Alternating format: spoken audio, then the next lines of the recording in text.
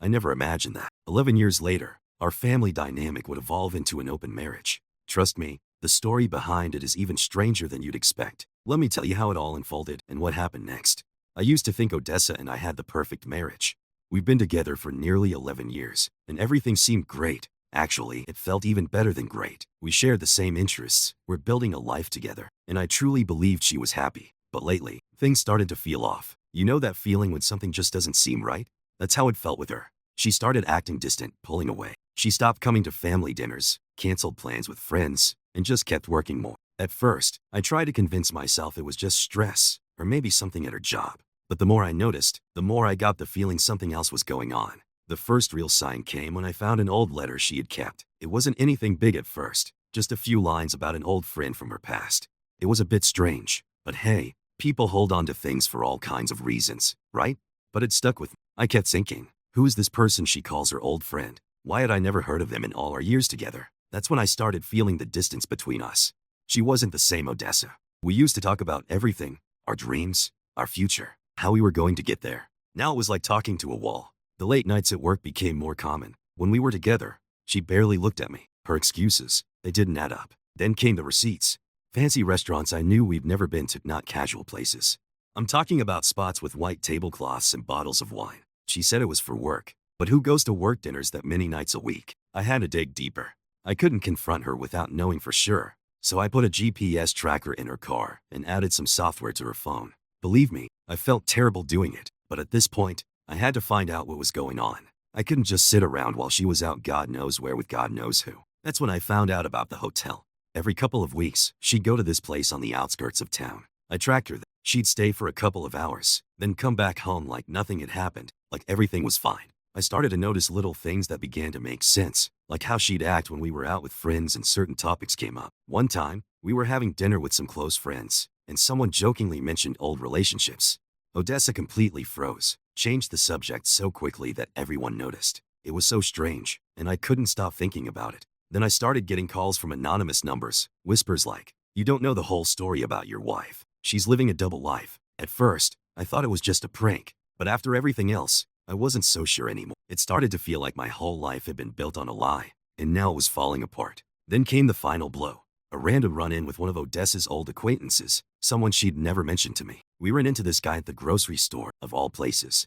At first, it seemed like a casual conversation, but when he started talking about her past, things didn't add up. He talked about places she'd been, people she knew, things she'd never told me. It felt like I was hearing about a stranger, not my wife. By this point, I wasn't even sure I wanted to know the truth, but I couldn't stop myself. I had to dig even deeper. What I was about to uncover was going to change everything. It would make me question not just my marriage, but everything I thought I knew about the woman I married. It's funny how you think you know someone. I really thought I had Odessa figured out. I thought I knew everything about her life before we met, the places she'd been, her family, her childhood, even her exes.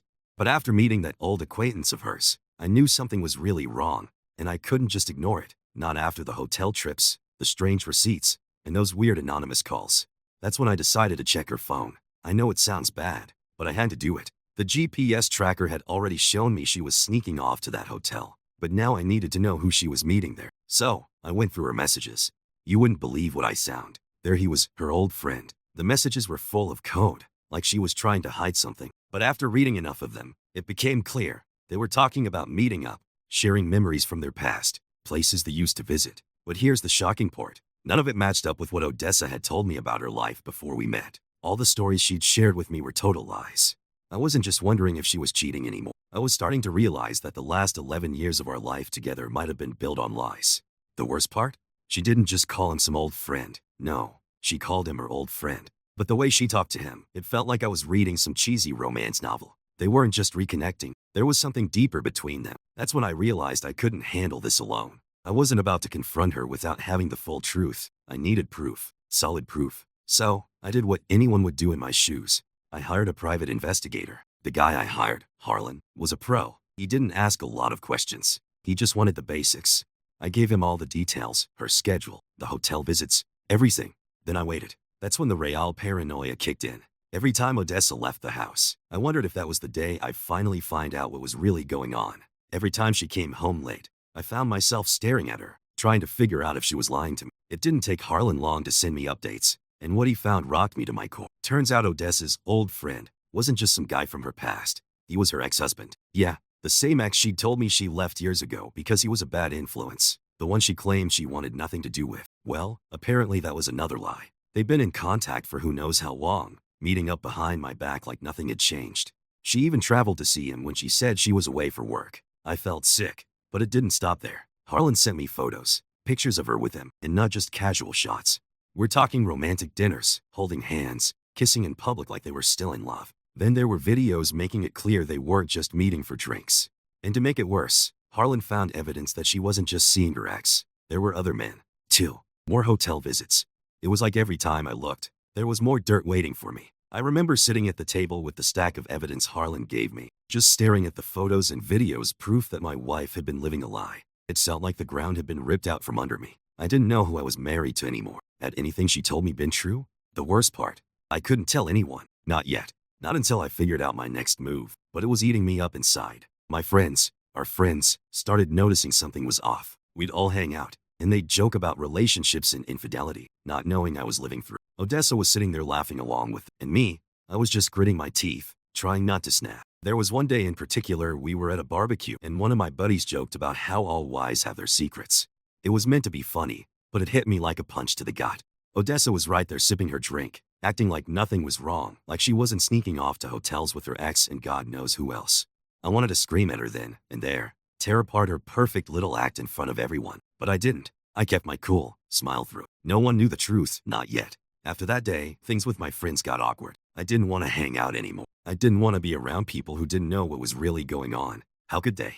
I was lying to them just like she was lying to me, and I hated it. Harlan kept digging, and the more he found, the angrier I got. I couldn't stop thinking about how I was going to make her pay, but not yet. No, this wasn't the time to blow up. I had to play it smart, just like she had. She thought she was so clever, hiding all these secrets, playing me for a fool, but she had no idea what was coming. After everything I'd found out, confronting Odessa would have been too easy. I didn't want her to just admit to what she'd been doing. That would have been letting her off easy. I needed to hurt her where it would really sting: her career, her reputation, everything she'd worked for, just like she'd slowly destroyed everything we had. First things first, I needed to get my affairs in order. Divorce was inevitable, and I wasn't about to let her walk away with anything. I got in touch with a lawyer, a real shark, someone who knew how to handle situations like mine. We didn't just talk about splitting assets, we talked strategy. The first thing he told me was to get everything in writing. Emails, messages, photos, videos, anything I could use to show the court how deceitful Odessa had been. It wasn't just about cheating anymore. It was about destroying her in every way I could. Then there was Tansy. Honestly, she wasn't part of the plan at first.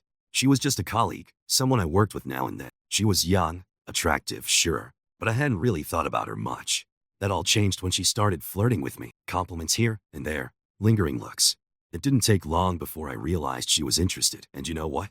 After everything Odessa had done, I wasn't going to turn down that kind of attention. I needed a distraction, and Tansy was perfect for that. But more than that, I could use her. Our first few meetings were just about work, lunches, coffees between meetings. But it didn't take long for things to change. I started looking forward to seeing her, the way she laughed at my jokes, the way she'd touch my arm when we talked. I knew where this was going, and I let it happen. It wasn't about being emotionally involved. How could I be after what Odessa had done? Tansy was just a part of my plan, and I was going to use her to my advantage. The first time we hooked up, I made sure to record it. Every kiss, every whisper, every little moment. I documented it all. It wasn't just about the sex, even though I'll admit, it felt good to have someone who actually wanted to be around me. But I wasn't dumb. I knew this was another weapon in my arsenal. When the time came, I was going to use it all against Odessa. Meanwhile, I wasn't just sitting around waiting for the right moment to make my move. I was already setting things in motion. Through some connections, I started spreading subtle rumors about Odessa at work. It wasn't hard. People love gossip, especially when it's about someone climbing the corporate ladder like she was. I started little whispers about her personal life, comments about her taking long trips, about how she seemed distracted at work. I didn't even have to do much. People's imaginations took care of the rest. I even started forging a few documents, nothing too crazy, just little things to make it look like she was messing up professionally. I knew some people in her circle who already didn't like her. I made sure they had the right info. Soon enough, Odessa's reputation took a hit. People were questioning her professionalism, her ability to lead her team, even her loyalty to the company. Odessa had no idea it was happening. She kept coming home acting like everything was fine, still sneaking off to meet her ex, probably thinking I didn't notice. But I noticed everything now. I controlled everything. and she had no clue. Things with Tansy kept developing. At first, I didn't think much of it, but over time, I actually started to enjoy being around her. She was easy to talk to, fun, a total change from the cold, distant Odessa I dealt with every day. We started spending more time together after work and on weekends. Tansy thought I was becoming something real, and honestly, I started to feel that, too. But I wasn't about to let my guard down, not after everything with Odessa. This time I was in control. I kept Tansy in the dark about the full picture. She thought she was just a girl falling for a guy whose marriage was falling apart. Maybe in some twisted way, that was true. But this wasn't about Tansy, it was about destroying Odessa. As the weeks went by, I could feel the situation building toward the inevitable confrontation. Odessa was starting to feel the pressure at work. She'd come home stressed, complaining about colleagues acting distant, about people questioning her decisions. She couldn't figure out why her career was falling apart, and I just sat there nodding along, pretending to be the supportive husband, all while knowing I was the one pulling the strings. But I wasn't done yet. No, there was more to come. I was going to hit her where it hurt the most, and when it all came crashing down, she wouldn't even see it coming. The lawyers had already been involved for a while, but today we were going to sit down and talk about the divorce terms. Before we signed anything, I had one last card to play. I made sure her lawyer would be there, too. He looked smug, probably thinking he was going to get her a good deal. He had no clue what was about to hit him. We sat down in the meeting room. Odessa, her lawyer, my lawyer, and me. She was dressed in her usual professional style, confident as ever. But underneath that polished exterior, I could tell she was on edge.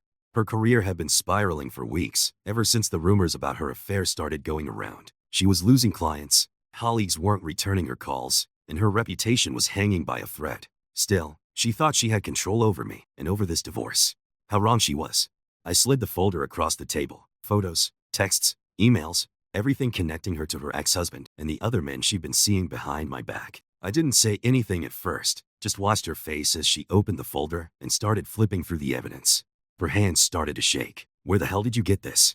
she hissed, her voice low but filled with panic. I leaned back, crossing my arms. "Did you really think I wouldn't find out, Odessa? You didn't just cheat. You lied about your entire life, and now it's all out in the open." Her lawyer tried to stay composed, but even he looked rattled. "We can discuss this privately," he said, already scrambling to figure out how they could salvage the situation. "I'm not interested in keeping this private," I replied, my voice calm and steady. "In fact, I think it's time we bring this out into the light. I'm tired of the lies, and I'm tired of playing nice." Odessa's face went pale. She knew what was coming. The final blow was planned. A big corporate dinner later that week. One of those events where all the major players in her professional circle would be. I'd arranged for the evidence to leak just before the event. By the time she showed up, everyone would know the truth, and it went exactly as I'd hoped. When she walked into the room that night, you could feel the shift in the atmosphere. People stared, whispered, and slowly started moving away from her like she had the plague. Odessa, still unaware of the full extent of what was happening, tried to make her usual rounds, smiling and pretending everything was normal. But then the questions started. Subtle at first, just small talk about her personal life, questions she couldn't dodge. Then someone bluntly asked, "So, how's your ex-husband doing these days?" Odessa's face fell. She tried to laugh it off, but no one was buying it. It was over. She lost it right there, breaking down in front of everyone. She tried to justify herself, blaming me, her job, even the pressure of our marriage. But the more she talked, the worse it got. Nobody believed her anymore. The friends she thought she had, they turned their backs on her. It was brutal, and I couldn't help but watch it all unfold with a cold sense of satisfaction. After the event, everything moved fast. The divorce was inevitable, but now I was the one in control. Odessa knew it, her lawyer knew it, and even my lawyer had a smug look on his face as we negotiated the terms. Odessa tried to push back, tried to hold on to what little she had left, but I wasn't playing nice anymore. I made sure she lost a good chunk of our assets. All the hard work she put into her career was gone. The life we built together was shattered. When the papers were signed, she tried one last time to reach out. "Bram, please, can we talk?" I didn't mean for any of this to happen. I didn't even look at her. "There's nothing left to talk about, Odessa," I said. "You made your choices, and now you'll live with." And that was it. I walked out, leaving her with the wreckage of her life. The divorce was final, and I came out on top. Odessa, on the other hand, had nothing left. No career, no reputation, no friends. She was completely alone. After everything was finalized, I felt like a weight had been lifted off my chest. I could finally breathe again.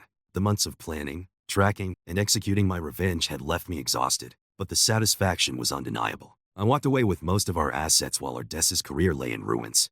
But what came next surprised me. It wasn't just the satisfaction of seeing her life fall apart that gave me relief. It was the realization that I could finally close that chapter for good. Odessa had been a toxic weight around my neck for years.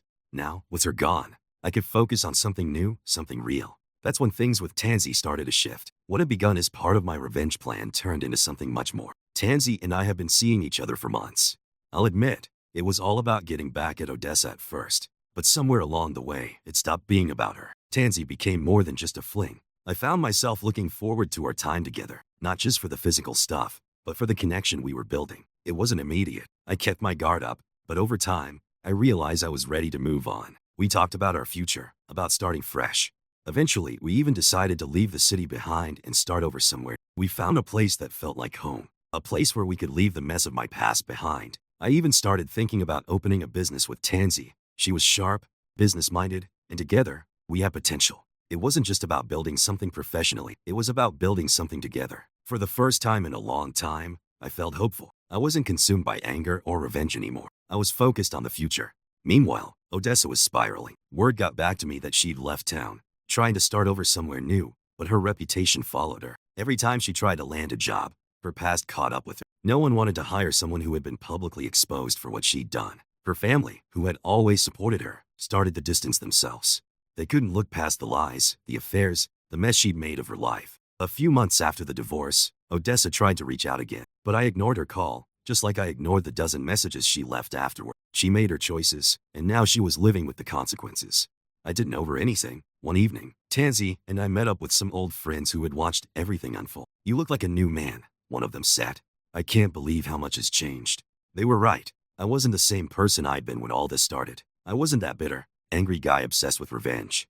I had changed. I had grown. I wasn't defined by what Odessa had done to me anymore. She was part of my past, but she wasn't going to define my future. As the evening went on, someone asked, "What about Odessa? How is she doing?" I shrugged. "I don't keep up with her," I said. They were surprised. They expected me to care, but I didn't. Odessa's life was her own mess to deal with. I'd moved on, and for the first time in years, I felt truly free. Tansy and I left that night hand in hand, walking down a new path together. My life had been torn apart, rebuilt, and transformed, and now I was ready for whatever came next. Over the following months, Tansy and I settled into our new routine with surprising ease.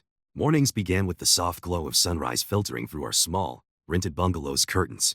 She brewed coffee as I skimmed the local newspaper over the kitchen table. No more headlines about corporate betrayals or whispered rumors, just community events and neighborhood bake sales. Those simple pages felt like a revelation. I'd spent years embroiled in schemes and investigations, and now I was savoring the calm of actual morning light. Evenings, we'd take long walks along the tree-lined streets of our new suburb. We held hands, sometimes in companionable silence, sometimes in laughter, Tansy teasing me about my terrible sense of direction, me teasing her absurd devotion to crossword puzzles. She'd point out flowering shrubs or a painted mural on someone's fence, and I'd realize how little I'd noticed beauty around me back in the hustle of my old life. Here, every new discovery felt like a small victory over the chaos I'd left behind. Still, moving on didn't mean forgetting. Occasionally, I'd wake in the middle of the night, heart pounding, jolted by a memory of Odessa's pleading eyes or the moment her ex-husband strode out of that hotel. In those moments, I'd find Tansy beside me, her hand reaching out until I returned to reality. She never asked too many questions, just squeezed my fingers and whispered, "I'm here." And that was enough. Professionally, I'd started consulting for a small tech startup, nothing like the corporate behemoths Odessa once ruled. My work felt honest, helping a team refine their app's user interface, advising on branding with straightforward, transparent marketing. There was a refreshing absence of petty rivalries or clandestine sabotage. If I made a mistake, we fixed it together. If we hit a milestone, we celebrated. It was the first time I felt pride in my work in years. Tansy, meanwhile, enrolled in evening classes to finish her degree in graphic design. She'd sketch logos on napkins and scan them into her laptop, eyes alight with possibility. Sometimes, she'd show me drafts at our tiny dining table turned studio, and I'd offer feedback, maybe soften the curve here, or that color feels too harsh. She'd laugh, "You're a natural art director." And I'd wonder, had I ever truly believed in someone else's dreams before? Of course, rebuilding isn't linear. There were setbacks. One afternoon, I received an email from a former colleague, someone from Odessa's old firm, asking if I'd testify in a lawsuit about her misconduct. For a fleeting second, anger flared. My finger hovered over reply, but then I paused. Tansy was waiting to hear the coffee kettle click off. I closed the laptop. Some battles, I decided, no longer mattered. Our relationship deepened when we adopted a rescue dog, a scrappy terrier mix we named Mercury. I still remember her first bark, sharp and defiant, as if she, too, had survived her own betrayals. Walking her at dawn, Tansy and I traded stories about childhood pets and the little quirks that made them unforgettable. Mercury became our living symbol of second chances, a reminder that love could be rescued, rehabilitated, and made stronger. By late autumn, I surprised Tansy with plane tickets to visit her sister in Portland, her old hometown, but a place she'd barely stepped foot in since college. We packed light, notebooks and sketchpads included, eager to explore the city's foggy streets and hidden coffee shops. Standing on the deck of the Portland waterfront, watching barges glide past under rail bridges, I realized how far I'd come, from obsession and rage to curiosity and connection. One evening, as we sat by a fire pit in our sister's backyard, Tansy traced patterns in the embers and asked, "Do you ever regret it? All of it?" I thought of the elaborate revenge, the private investigator, the legal battles. Maybe for a moment, I admitted, but without that reckoning, I never would have found this. Us, Mercury, a future built on honesty. She leaned into me for the first time. I truly believed those words. Our return home marked the final chapter of that war-torn era. I had subscribed from the old lawyer's mailing list and deleted the private investigator's number. Instead, I drafted a small plan for the future, a joint creative studio where Tansy could design and I could consult, a simple workspace with a big window overlooking the garden. We'd fill it with books, sketches, and fresh coffee every morning, no lies required. As winter's first snow began to fall, we stood on our porch, Mercury bounding through the soft drift. Tansy slipped her arm through mine and whispered, "Ready?" I nodded. The world stretched before us, quiet, uncharted, honest. And this time, I knew exactly where I was going.